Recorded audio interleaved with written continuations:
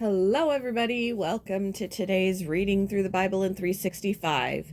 Today we are going to be focusing on 1 Kings chapters 16, 17, and 18.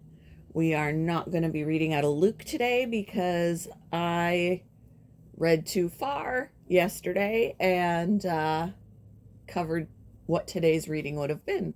So we just have to do 1 Kings today. We're getting started in 1 Kings chapter 16. This message from the Lord was delivered to King Baasha by the prophet Jehu, son of Hanani. I lifted you out of the dust to make you ruler of my people Israel, but you have followed the evil example of Jeroboam. You have provoked my anger by causing my people Israel to sin. So now I will destroy you and your family, just as I destroyed the descendants of Jeroboam, son of Nebat. The members of Baasha's family who die in the city will be eaten by dogs, and those who die in the field will be eaten by vultures. The rest of the events in Baasha's reign and the extent of his power are recorded in the book of the history of the kings of Israel. When Baasha died, he was buried in Tirzah. Then his son, Elah, became the next king. The message from the Lord against Baasha and his family came through the prophet Jehu, son of Hanani. It was delivered because Baasha had done what was evil in the Lord's sight, just as the family of Jeroboam had done, and also because Baasha had destroyed the family of Jeroboam. The Lord's anger was provoked by Baasha's sins. Elah, son of Baasha, began to rule over Israel in the 26th year of King Asa's reign in Judah. He reigned in the city of Tirzah for 2 years. Then Zimri, who commanded half of the royal chariots, made plans to kill him. One day in Tirzah, Elah was getting drunk at the home of Arza, the superior of the palace. Zimri walked in and struck him down and killed him. This happened in the 27th year of King Asa's reign in Judah. Then Zimri became the next king.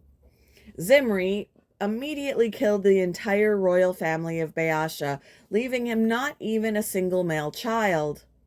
He even destroyed distant relatives and friends. So Zimri destroyed the dynasty of Baasha, as the Lord had promised through the prophet Jehu. This happened because of all the sins Baasha and his son Elah had committed, and because of the sins they led Israel to commit. They provoked the anger of the Lord, the God of Israel, with their worthless idols. The rest of the events in Elah's reign and everything he did are recorded in the book of the history of the kings of Israel.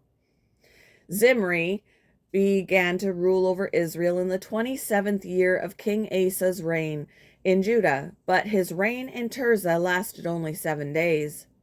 The army of Israel was then attacking the Philistine town of Gibbethon.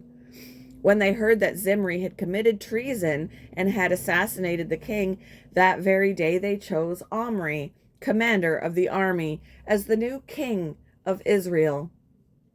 So Omri led the entire army of Israel up from Gibbethon to attack Tirzah, Israel's capital.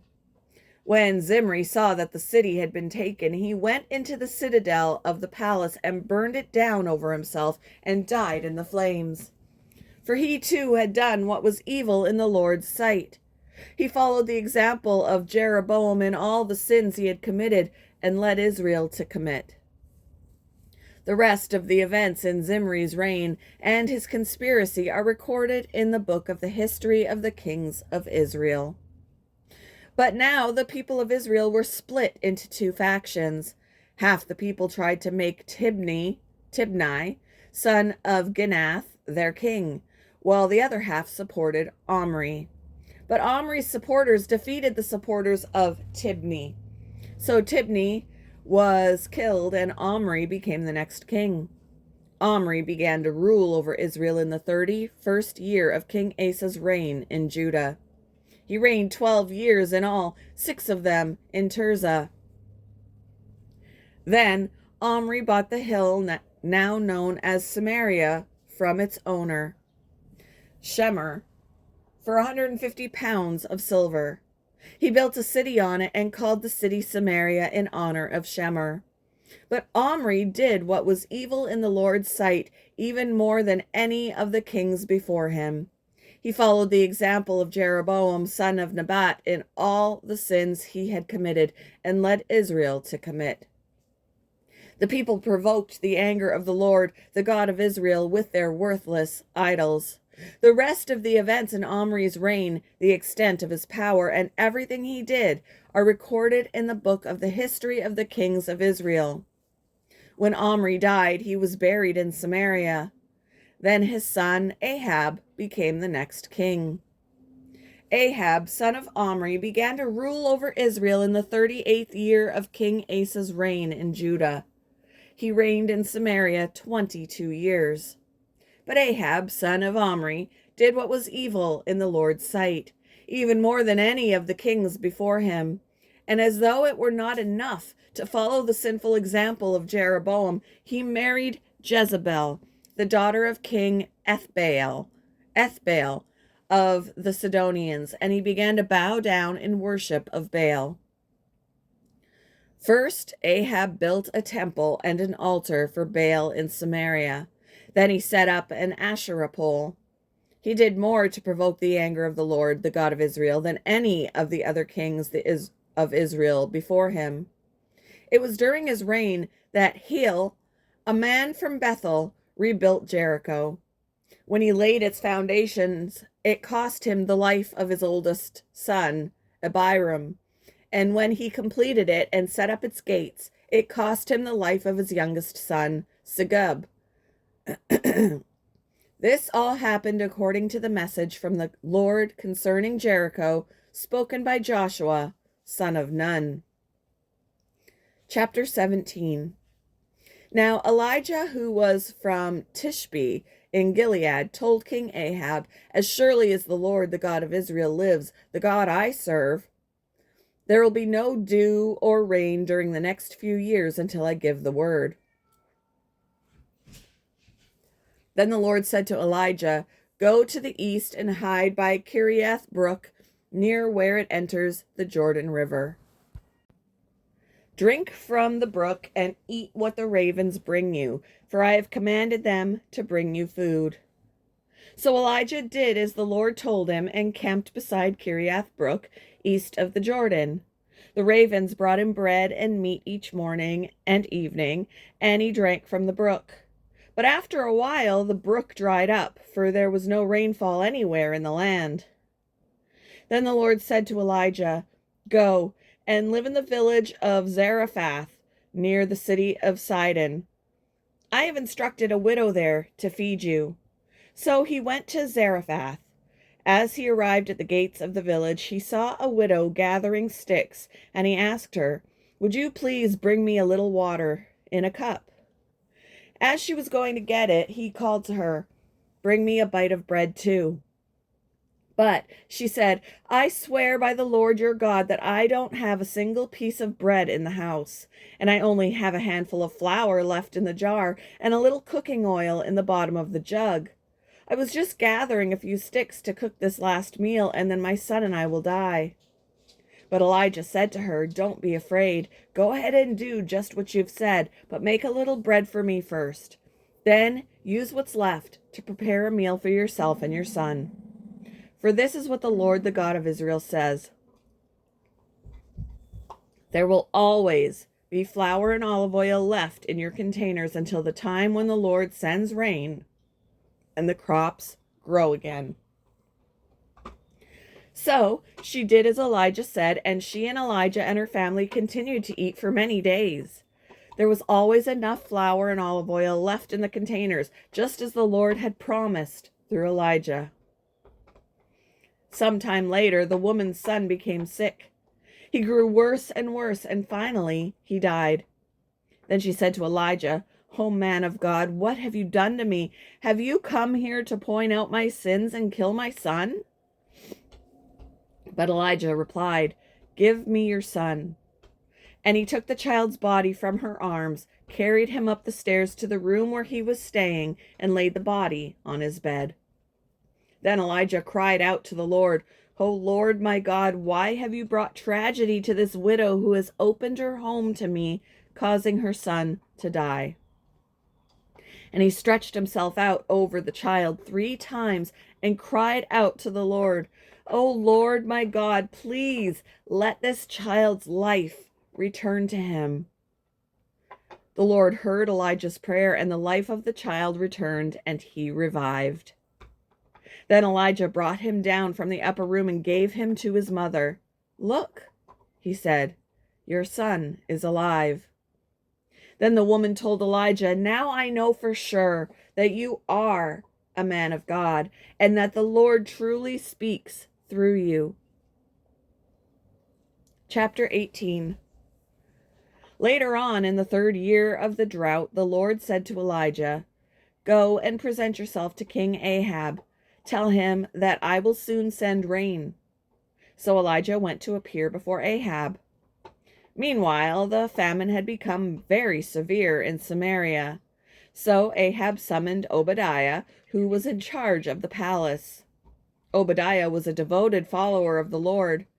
Once, when Jezebel had tried to kill all the Lord's prophets, Obadiah had hidden 100 of them in 2 caves. He put 50 prophets in each cave and supplied them with food and water. Ahab said to Obadiah, "We must check every spring and valley in the land to see if we can find enough grass to save at least some of my horses and mules."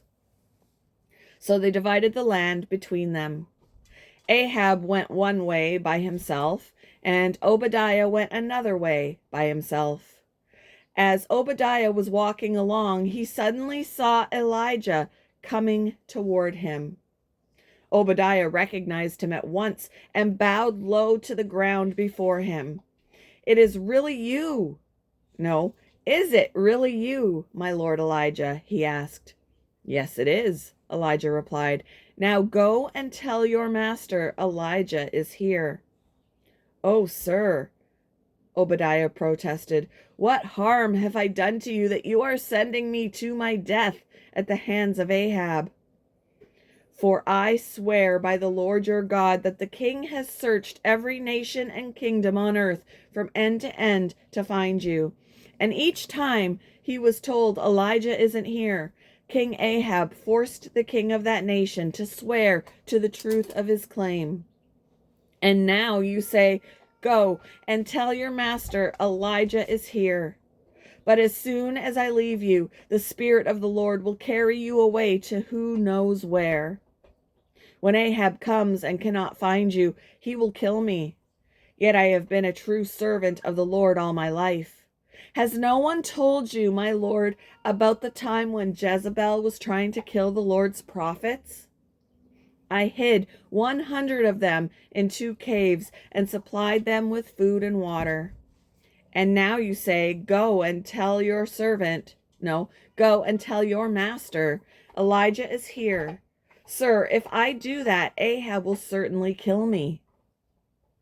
But Elijah said, "I swear by the Lord Almighty, in whose presence I stand, that I will present myself to Ahab this very day." So Obadiah went to tell Ahab that Elijah had come, and Ahab went out to meet Elijah. When Ahab saw him, he exclaimed, "So is it really you, you troublemaker of Israel?" "I have made no trouble for Israel," Elijah replied. "You and your family are the troublemakers, for you have refused to obey the commands of the Lord and have worshipped the images of Baal instead. Now, summon all Israel to join me at Mount Carmel, along with the 450 prophets of Baal and the 400 prophets of Asherah, who are supported by Jezebel." So Ahab summoned all the people of Israel and the prophets to Mount Carmel. Then Elijah stood in front of them and said, "How much longer will you waver, hobbling between two opinions? If the Lord is God, follow him. But if Baal is God, then follow him." But the people were completely silent. Then Elijah said to them, "I am the only prophet of the Lord who is left, but Baal has 150 prophets. Now bring 2 bulls. The prophets of Baal may choose whichever one they wish and cut it into pieces and lay it on the wood of their altar, but without setting fire to it. I will prepare the other bull and lay it on the wood on the altar, but not set fire to it. Then call on the name of your God, and I will call on the name of the Lord. The God who answers by setting fire to the wood is the true God." And all the people agreed. Then Elijah said to the prophets of Baal, "You go first, for there are many of you. Choose one of the bulls and prepare it, and call on the name of your God, but do not set fire to the wood." So they prepared one of the bulls and placed it on the altar. Then they called on the name of Baal from morning until noontime, shouting, "O Baal, answer us!" But there was no reply of any kind. Then they danced, hobbling around the altar they had made. About noontime, Elijah began mocking them.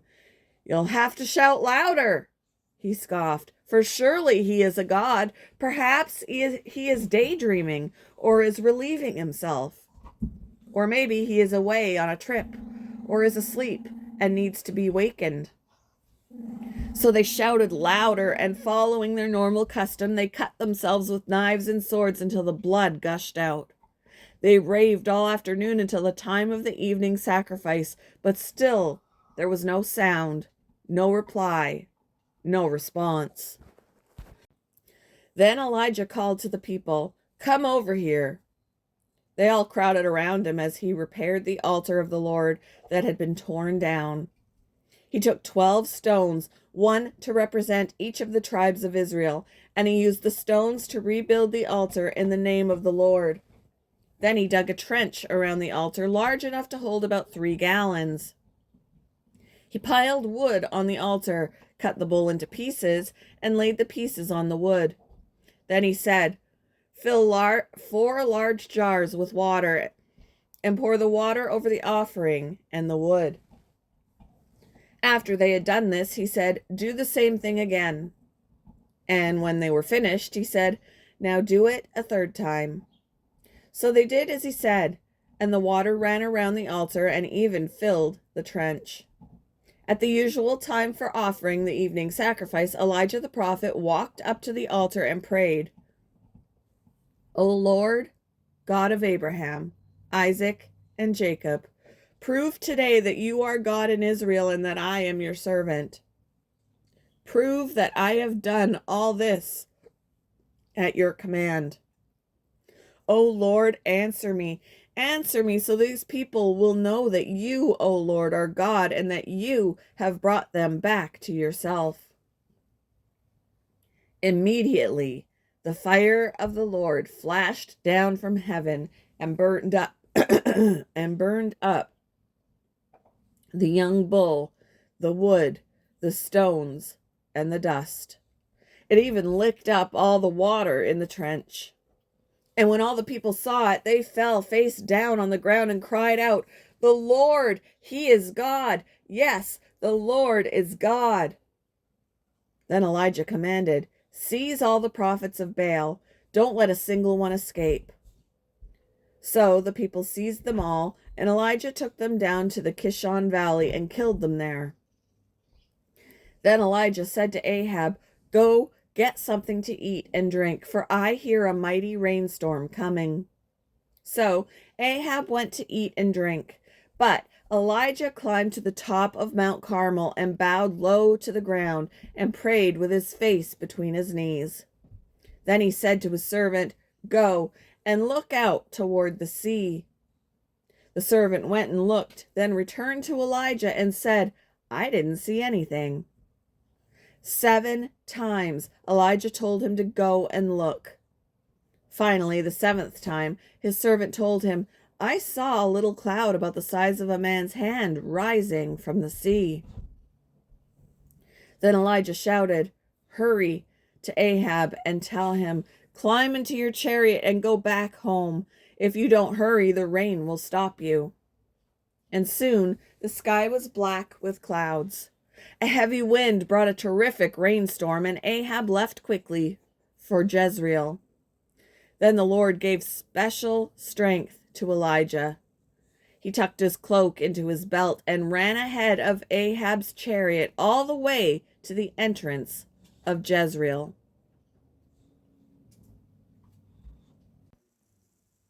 Thank you for joining me for today's reading through the Bible in 365. I hope you all have a wonderful Wednesday, and I will see you in the next one, guys. Bye.